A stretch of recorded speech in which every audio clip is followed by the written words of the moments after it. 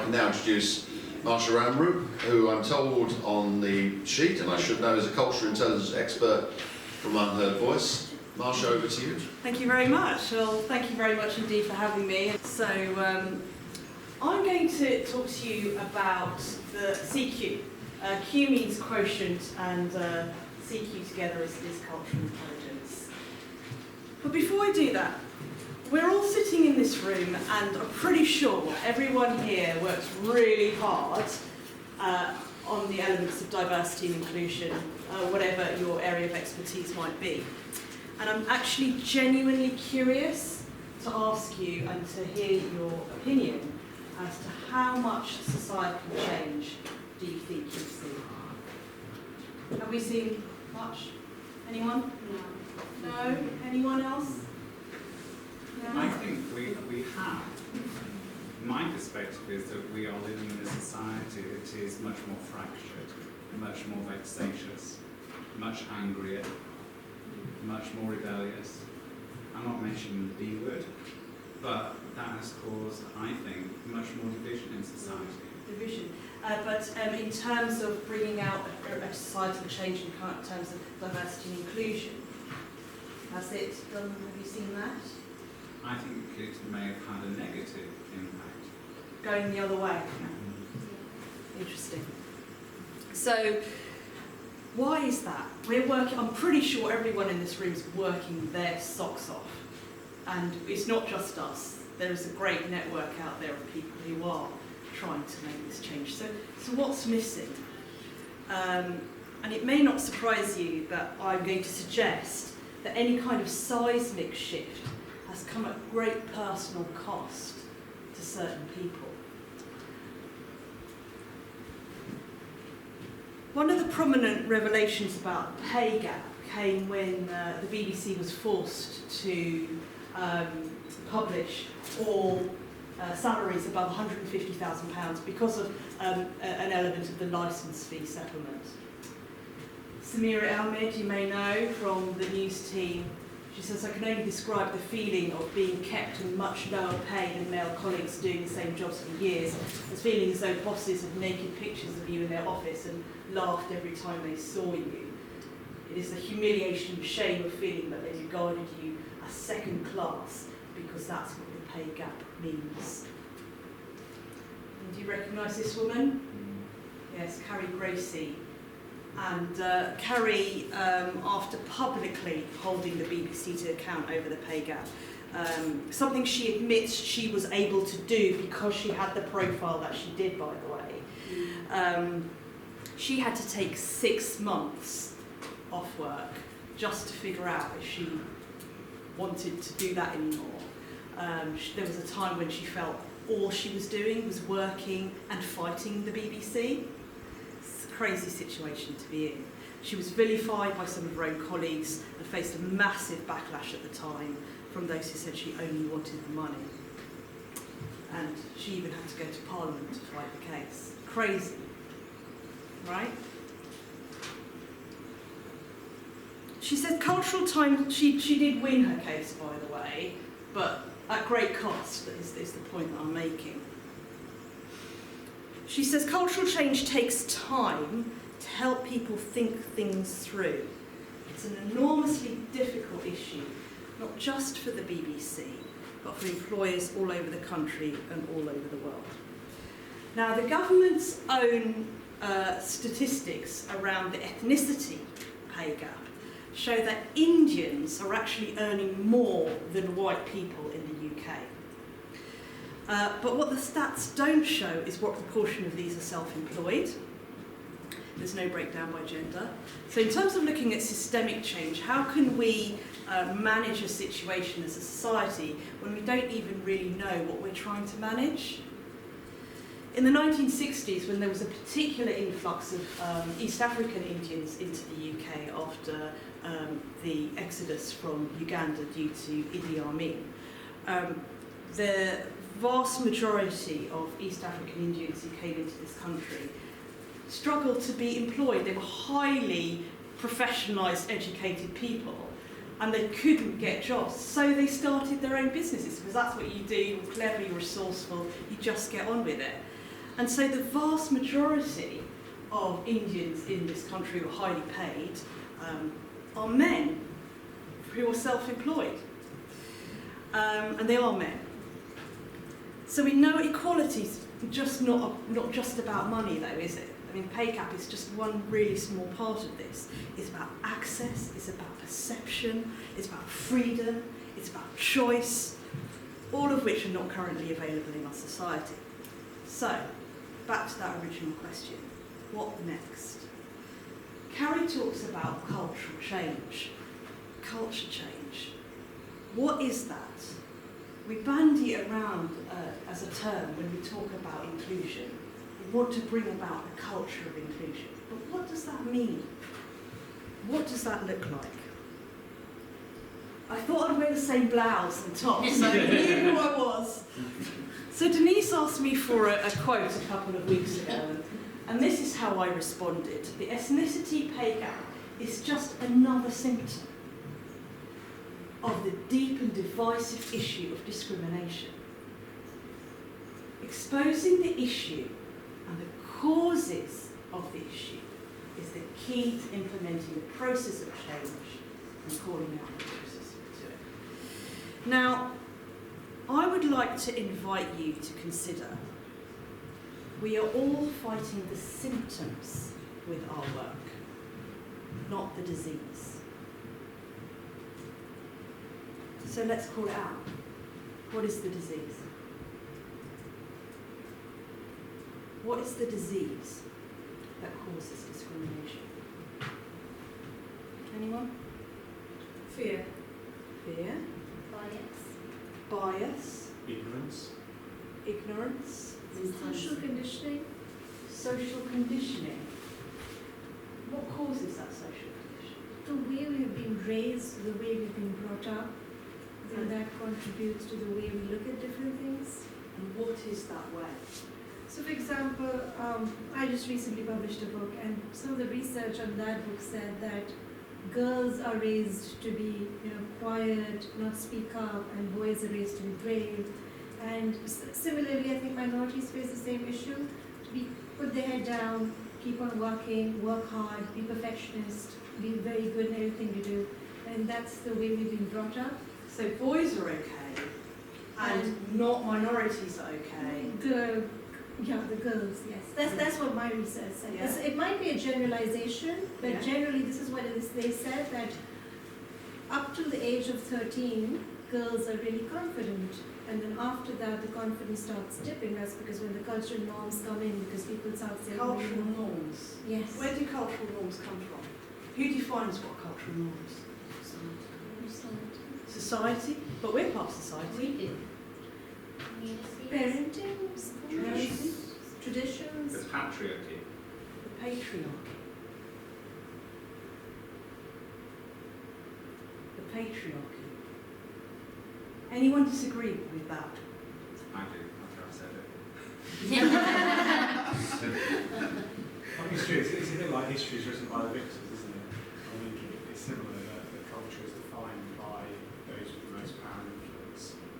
So who has the The most... interest is to maintain that status quo. That's self-interest. Self-interest of the patriarchy. Anyone disagree with that? I disagree with it because in certain cultures, it is women who are more powerful than men. If you're talking specifically about the UK and cultures within the UK, then yes, I think it still is patriarchy. If you're looking globally, it's not always necessarily the case. That's why I caveated it. So caveated patriarchy. Sorry, I already copyrighted that. So. I believe it's patriarchy. I mean, if we're to go all the way and say it's the concept of white supremacy as the disease that we're trying to fight, and that's the socialisation of all of us within that. We've all been brought up. I think you were saying we've been brought up in this way. It's our socialisation. Over centuries, that's been the norm. Centuries, no matter what our background. So how do we break that down? And we find ourselves talking about diversity and inclusion, but unless I think we're also talking about patriarchy, I think we're just firefighting around the edges of this issue. To paraphrase Robin DiAngelo, Dr. Robin DiAngelo, is anyone in this room familiar with her work? Okay, so Dr. Robin DiAngelo has written a book called White Fragility, in which she calls out this particular disease. And she says, if being a woman denies you the right to vote, you ipso facto cannot grant it to yourself. Women must call on men for justice. So, to take that further, if it were up to women, it wouldn't be so hard to fight sexism. If it were up to people of colour, racism wouldn't exist in the way that it does. If it was up to people who are lesbians, homophobia would be easier to challenge. So what do we do? Naming who has access, who has freedoms, who has choice, guides our efforts in challenging injustice. And so part of the solution, I believe, is to bring about culture change and bring about that culture change to the patriarchy. That's the culture that we need to change. And therefore, that's the CQ that you need.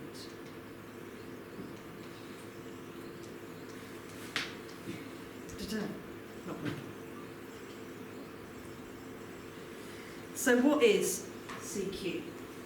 Q stand, like I said, is quotient, just like EQ, emotional quotient, is a measurement. It's a capability to function and relate effectively with people who are different from you. That's what cultural intelligence is.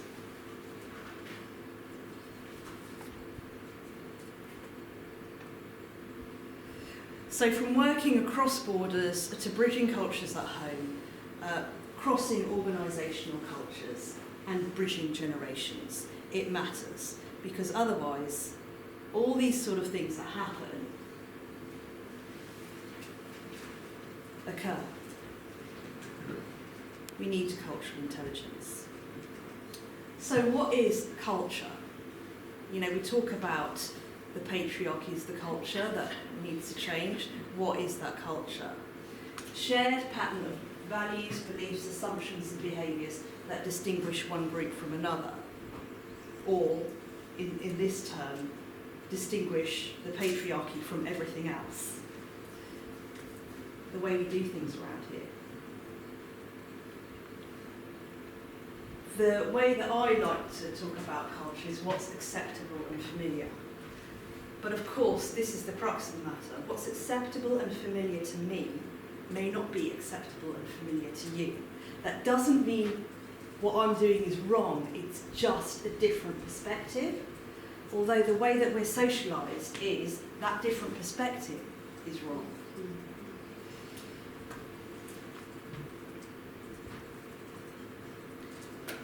We all know that diversity doesn't equal innovation or any kind of change. It's just, diversity just means a group of people, a mix of people, right? I see CQ as it is the inclusion factor. It's what we need to bring around that change so that we can be more inclusive. So this is it. This is how you become more culturally intelligent. It's very straightforward.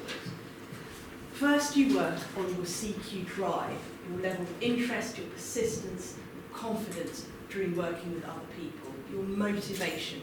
Motivation is one of the most underrated capabilities when it comes to bringing about change. How much does somebody actually want it to happen? Knowledge, what do you actually need to know between what you believe is acceptable and familiar and what somebody else believes is acceptable and familiar? What is that gap and how do you bring about understanding between that? Strategy, your awareness and checking. This is where unconscious bias comes in. Unconscious bias does have a place in this, all of this, and it's the way that you stop, check and manage and mitigate. And action, actually going in and really mindful that actually, you know, you find these interactions challenging, but I'm going to really do it mindfully. So, drive. it has these what we call subdimensions in the CQ world, or subcategories. Intrinsic interest is just like, this is how you motivate people. What are the benefits to you as an individual? How can you become more, you know, what benefits do you get from it? You know, you enjoy, you know, eating different foods, meeting different people, whatever that might be. If it's not something you enjoy, then it's something that you have to work at to improve in order to build up your intrinsic interest. Extrinsic interest is external benefits. You know, you could get some kind of promotion, or you can be able to be in more successful business, or, you know, just contribute to the world more. These are what extrinsic interests are. And again, if those things don't occur to you, then you work at it. You have to work at it to make it better. Self-efficacy is about picking yourself up and dusting yourself down and being confident to just carry on when things don't go right. You know, something, you have an interaction with someone, it doesn't quite go the way you plan, and not running away from the situation, but trying to make it work. You know, just using the wrong gender pronoun, or you know, something like that. Being able to still feel confident. Okay, I've got it wrong that time. I can take it next. Those are the 3 levels of motivation. All really clear. All really specific ways, you can pinpoint ways to build up your drive and be more motivated to be better individual. This is going to work. Ooh, it did good. Knowledge. Now, I'm going to try and see if this plays, because it's really, really worth it. Please play.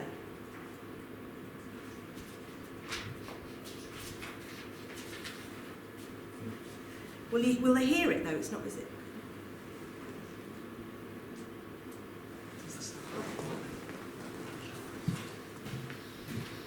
So, for example, there are doctors in China who believe that it's their job to keep you healthy.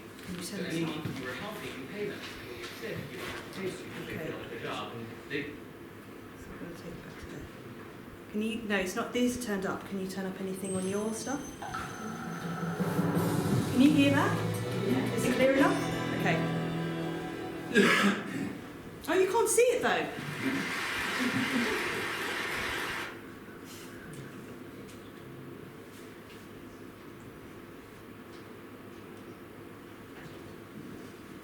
You can see that though, right? Yeah. Yeah. So imagine you're standing on a street anywhere in America. I think he's standing on a street in America. Come on. Come on. Oh.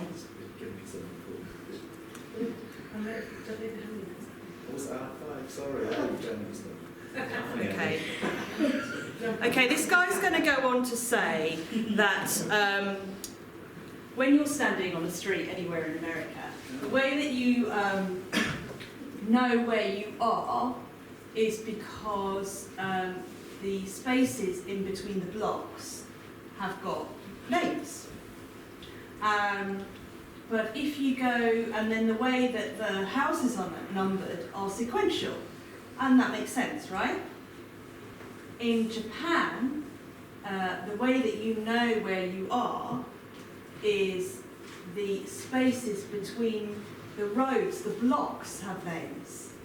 The roads are just spaces between the blocks. They mean nothing. And the way that the houses are numbered are sequential is the order in which they were built.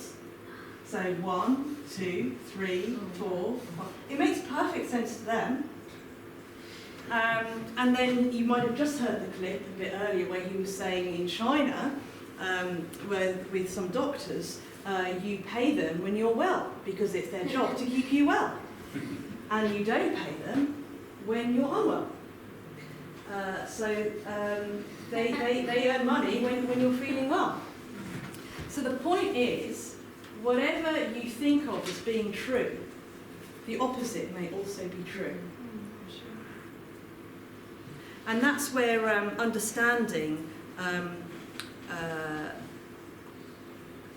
different cultures and different values is really important. These are the subcategories of knowledge. values and norms. Just that same thing. Whatever you think of as being true, the opposite may also be true.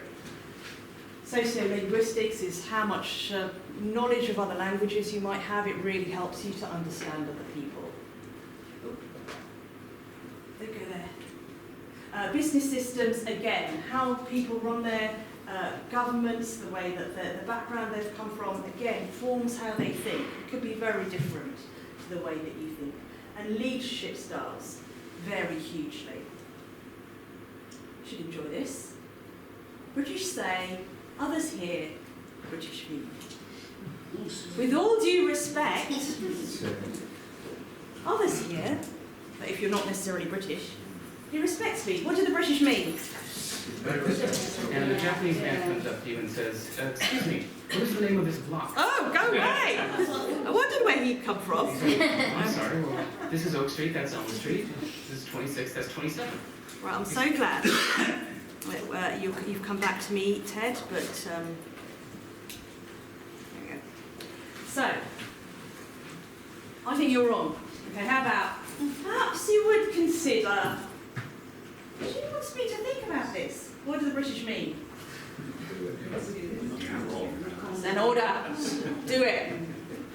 It's not for you to consider at all. Very interesting. Very impressed. What do the British mean? Don't read. What are you on about, right? I'm sure it was my fault. Others here, they're taking responsibility. What do the British mean? It's your fault. It's not my fault. It's your fault. Can I just, well, before you go to that is a brilliant illustration of how people who are neurodivergent suffer. I'm going to use the S word, particularly with English, and how indirect and how fluffy we've made our language and our communication styles. Great, thank you. Thanks so much for that, because that is a prime example of different value and norm, where someone who is not part of that, the norms that we consider to be normal. I mean, I don't even know what to call it. That there's so many, breakaways from that. Yeah. Thank you for bringing that up, because I will mention that specifically. It's very good. So people that are autistic will absolutely hear the literal, and yet we do this on the right-hand side. We've done the left-hand side rather, which is very, very confusing. Indeed. What about this, in terms of cultural norms? You're in a boat with your mother, your spouse and your child, and the boat starts sinking. You can save one person. Whom do you save? Me. So, if I can, if you don't mind participating in this, I don't mind if you don't, put up your hand if you save your mum. Put up your hand. Put up your hand if you save your spouse. Yeah? Wait, no, I take it back. Too late. Too late. Put up your hand if you save your child. Yeah. Yeah?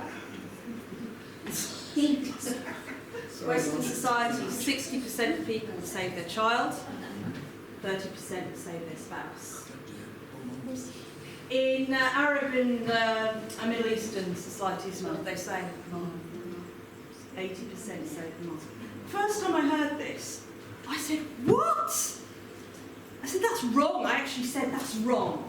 How can you say, like, they've lived their life. They've lived. It's the time for the child, you save the child. But it's just a different perspective, right? Did you ever get the reasoning behind that? Well, it's just about the respect that you have for your elders. And I once I actually stopped and I thought about it, of course I understand why I didn't say that. But then the mother might actually say, no, don't save me. Wait, no, actually, They're not wasting time arguing the mum. I'm going to save her, so I'm just save the child. We're wasting time. Funnily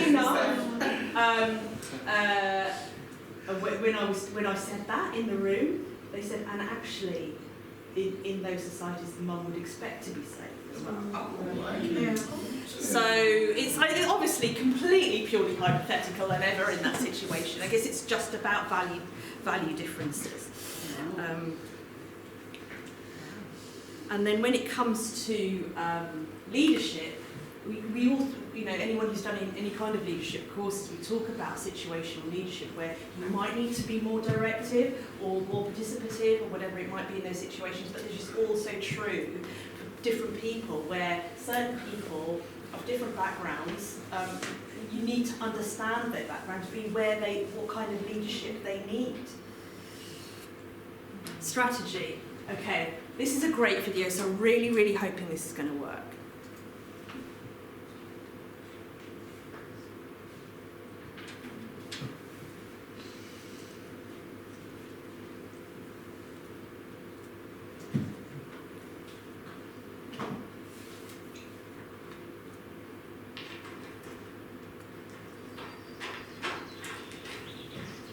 Hi there. Thanks. Nice day, huh? Yeah, finally, right? Where are you from? Your English is perfect. San Diego. We speak English there. Oh, where are you from? Well, I was born in Orange County, but I never actually lived there. I mean before that. Before I was born. Yeah, like, well, where are your people from? Well, my great-grandma was from Seoul. Korean. I knew it. She's either Japanese or Korean, but I was leaning more towards Koreans. Amazing. I'm Shastina. There's a really good teriyaki barbecue place in my apartment. So I actually really like kimchi. Cool. What about you? Where are you from? San Francisco. But where are you from? No, I'm just American. Really? You're Native American? No, just regular American. Oh, well, I guess my grandparents are from England. Oh, well. Hello, Governor! To you, let's go sporty! Double, toil and trouble! On the camp, beware Jack the Ripper! Bloody hell! Cheerio! I think your people's fish and chips are amazing. You're weird. Really? I'm weird? Must be a Korean thing.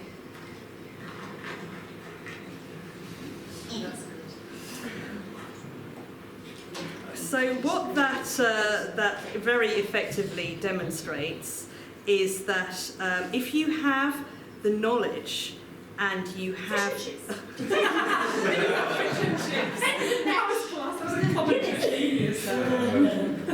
so she does go on. A sporty! Yes. A pint of ale! Bless her.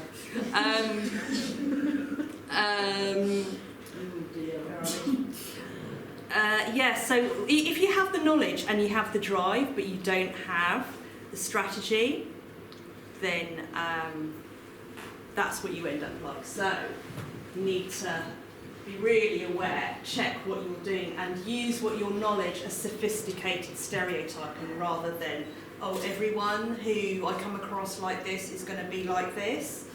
So plan for those interactions as well, and to be really just check your bias at that stage.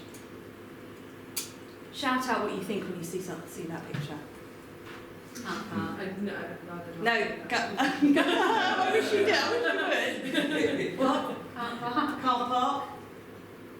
Anything else? It's a young man. A young man. Flashy car. Yeah. Do you know what to say about it? No. Yeah, well, yes, exactly. Bit of an extender, maybe. Yeah? Anything else? He doesn't want his car scratched. Doesn't want his car scratched? Big ego? So he might have a disability and it needs Mr. Cardell. So he might have a disability, might need to open. What might else be going on? People with disabilities got a full We just assumed that was a man. Yeah, you just assumed. What other assumptions have you made? I've only just shown you a picture. I haven't told you anything about it. I just said, shout out what you think. We all make assumptions. It doesn't matter who we are, what our background is. We just do, right? So that's stopping and checking and thinking, hang on, what else might also be true here. And there could be 101 different explanations, like a billion actually, from other people were parked next to before and they've just moved and that's the way it is now, to the lines were covered and someone's like cleaned off the lines since he parked there. Could be a she, could be gender fluid. So, you know, I think the fact is that we think that we don't, but we do. And that's that piece where we stop and we check. It's really important. How am I doing? I've got to go. I've got to finish. Sorry. Right. So really quickly then, the action piece is just around checking how much space you give people, slowing down your rate of speech, and thinking about how you're saying things. Tone is very important, and whether you adapt or not to adapt. You know, realise actually you think you're going to meet someone, you're going to approach it in a particular way, but maybe you shouldn't. So that is the cultural intelligence model. And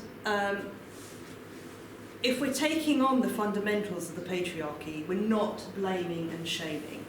We're taking the issue and the awareness that actually we know diversity on its own doesn't bring about outcomes in anything. We need inclusion.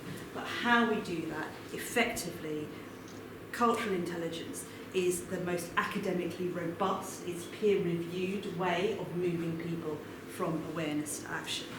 But it's a long haul, so I'm going to leave you with this. Dr. King said, if you can't fly, then run. If you can't run, then walk. If you can't walk, then crawl. But whatever you do, you have to keep moving forward. And I propose to you that cultural intelligence is the way to do that.